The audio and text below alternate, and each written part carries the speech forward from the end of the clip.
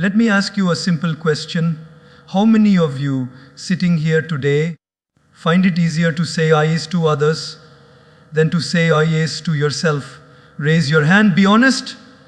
The pause, smile you see.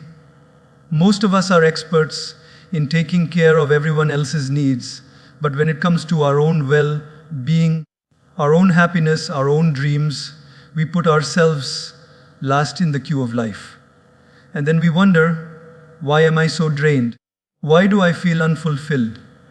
Why does no one value me?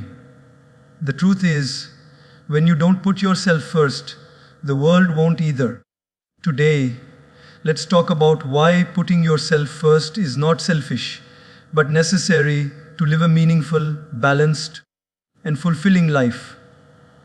In today's world, the moment someone hears the phrase, put yourself first, the first thought that comes is, oh, that's selfishness. But my friends, there is a big difference between selfishness and self-care. Let me explain. Imagine a lamp that has run out of oil. Can it give light to anyone else? No matter how much it wants to, it simply cannot. The lamp must first be refilled. Only then can it brighten up the darkness for others. In the same way, if you are mentally drained, emotionally exhausted, physically tired, and spiritually empty, what do you have left to give to others? Nothing but frustration, irritation, and burnout. Many of us have been raised to believe that being a good person means always putting others before ourselves. And yes, service is a virtue, sacrifice has its value, but there is a limit. If you keep giving from an empty heart, one day you will collapse. And then neither will you be able to help yourself nor anyone else. Think about it, even on an airplane, before takeoff, the air hostess says something very profound. In case of emergency, put your oxygen mask on first and then help the person next to you. Now, is that selfish? Not at all. It's common sense. Because only when you are breathing, only when you are safe, only when you are stable, you can actually serve others.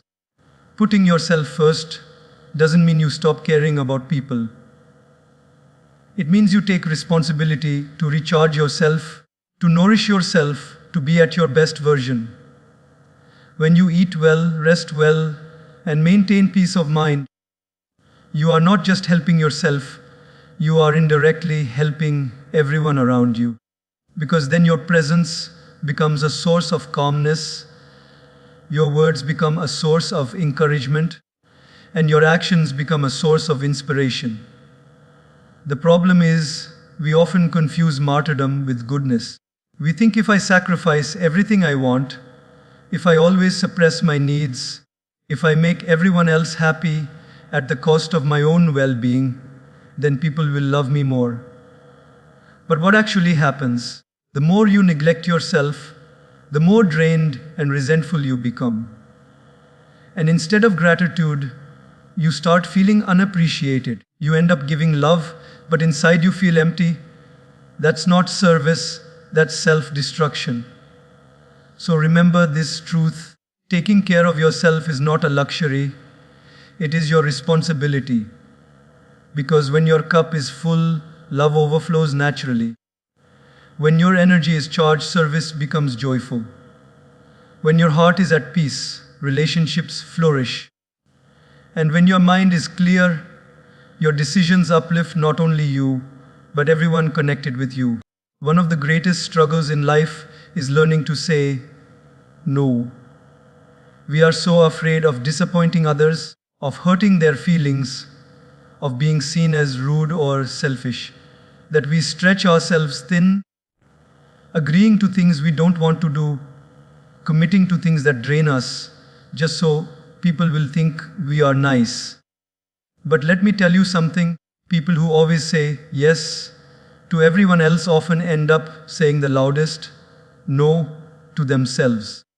Think about it, every time you say yes to something that goes against your energy, your time, your priorities, you are silently saying no to your own peace, to your own rest, to your own growth. And the irony is, most people don't even notice the sacrifice you are making. Because when you make yourself too available, when you say yes without hesitation, people stop valuing your time. Instead of appreciation, what you get is expectation. And slowly, what was once kindness becomes a burden. Boundaries, my friends, are not walls that keep people out. Boundaries are doors that teach people how to enter your life respectfully. When you set healthy limits, you are not rejecting others, you are protecting yourself. And when you protect yourself, you are actually protecting your relationships too. Because a relationship without respect for each other's boundaries will always lead to resentment. Let me give you a small example. Suppose you have a friend who calls you at midnight every other day just to talk about random things. You are tired, you need sleep, but you pick up because you don't want them to feel ignored.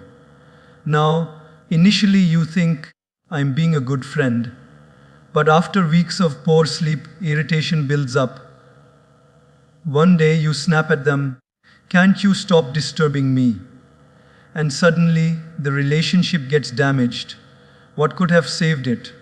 A simple, respectful boundary. I care for you, but I need to sleep on time. Let's talk tomorrow. That's not rejection. That's honesty, and honesty is love. We think saying no will make people dislike us. But the truth is, those who truly love you will respect your no. And those who don't respect it probably don't deserve unlimited access to your time and energy. It is not your job to be available to everyone at the cost of your own sanity. If you really think about it, even nature teaches us boundaries. The ocean waves don't cross the shore endlessly. The sun rises and sets at a fixed time. Even your heartbeat has a rhythm. Without boundaries, there is no balance. So, remember this saying, no does not make you unkind, it makes you real. It makes you authentic. It makes you trustworthy. Because when you do say yes, people will know it's genuine, not forced. Boundaries don't push people away. They filter out the wrong ones and strengthen the right ones. And that, my friends, is how respect is born. So many of us live our lives chasing approval. We bend, we twist, we compromise, all to hear someone say, "You're good enough, I like you, I accept you."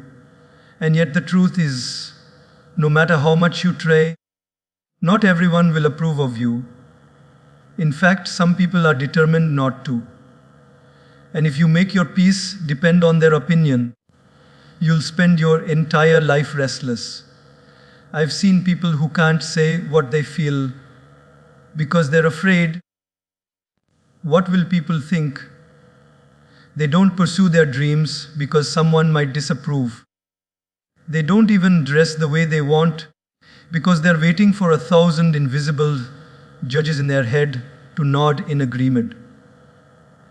But my friends, let me ask you, do these judges pay your bills? Do they live your life? Do they carry your burdens? The answer is no. So why do we give their opinions the power to steal our peace? Peace of mind is priceless. Approval is endless. No matter how much you chase it, you will never catch all of it. Today they say you're good. Tomorrow they say you're not enough. Today they clap. Tomorrow they criticize. And if your happiness swings with their words, you'll never stand steady. Let me share a story. Once, a man and his son were traveling with their donkey. As they walked, the man rode the donkey while the boy walked beside him. People saw and said, "What a cruel father, making his son walk in the heat while he rides comfortably." Hearing this, the father felt guilty. So he got down and made the son ride instead. Soon others saw and said, "What a disrespectful son, riding while his old father walks." Embarrassed, both decided to ride together. People saw again and exclaimed, "How cruel!" Both of them burdening the poor donkey. Frustrated, they both got off and started walking alongside the donkey. And again people mocked, "Look at these fools, walking when they have a donkey."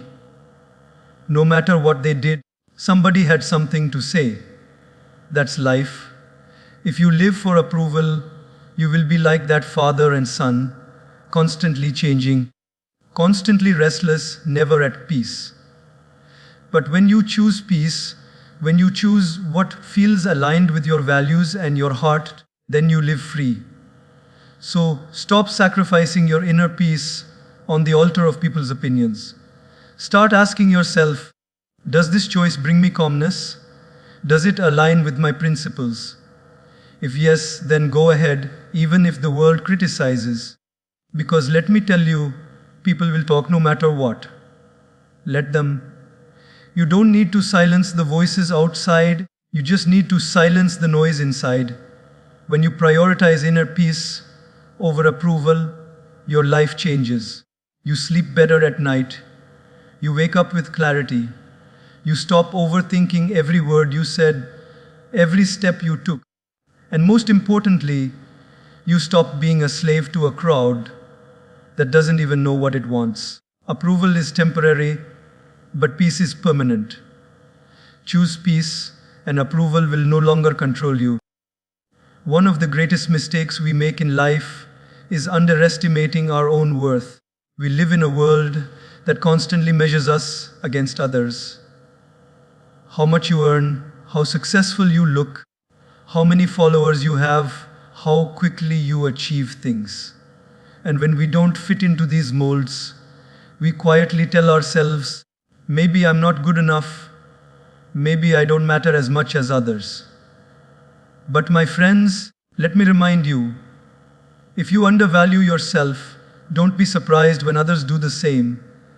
The truth is, people often treat you the way you teach them to. If you treat yourself as insignificant, if you keep putting yourself down, if you let others walk all over you, they will believe that's what you deserve. Respect starts with how you respect yourself. If you don't recognize your worth, how will anyone else? I once met a young man who was incredibly talented. He could play instruments. He could sing beautifully. He had brilliant ideas. But he kept saying things like, "Oh, I'm not that good. I don't think anyone would care about my work. I'm just average." And because he kept saying that, guess what happened? People around him also treated him as average. They never took his gifts seriously. They overlooked him. Not because he wasn't good, but because he himself believed he wasn't good. His energy, his lack of confidence, told others exactly how to treat him. Think about a diamond. Imagine you walk into a shop and see a diamond ring priced at just a few rupees. What would you think? You'd immediately assume it's fake. Why? Because the price tag doesn't match the value of a real diamond. In the same way, if you put a cheap price tag on yourself, people will assume you're not real, you're not valuable. But when you know your worth, when you carry yourself with dignity, when you refuse to settle for less than respect, others begin to value you more. Knowing your worth doesn't mean arrogance. It doesn't mean walking around thinking you're better than everyone else. It simply means acknowledging that you are valuable, that your time matters, your dreams matter, your feelings matter.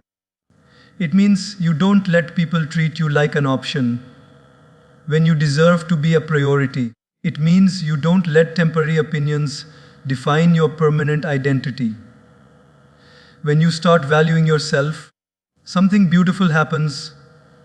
You attract better relationships, better opportunities, better energy, because the world responds to the standard you set for yourself. If you keep accepting less, life will keep giving you less. But the day you say, "I am worth more than this," everything around you begins to change. So I urge you, stop waiting for others to recognize your value.